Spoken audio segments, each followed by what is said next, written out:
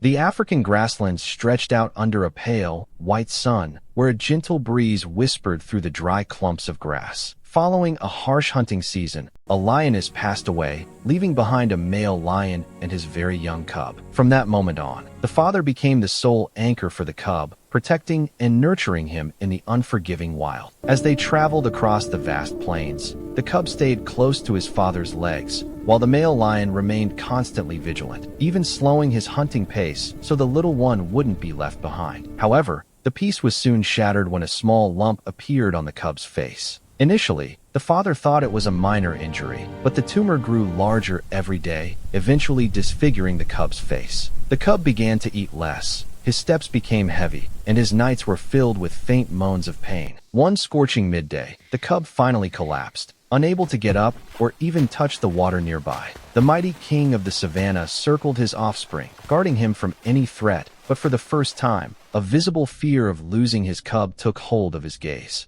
In a moment of absolute despair, the lion remembered his childhood in a semi-wild area where humans had cared for and protected him. Driven by this memory, he made a choice unlike any other wild animal. He ran toward a dirt road and blocked the path of an approaching ranger vehicle. He did not growl. He simply looked into the cabin with pleading eyes. The rangers, Daniel and Samuel, recognized the lion from his GPS tracker and realized this was the same animal they had cared for years ago. Trusting the lion, they followed him deep into the grassland where they found the cub trembling in pain, her face almost completely covered by the massive tumor. The rangers acted quickly, administering painkillers and placing the cub on a specialized stretcher.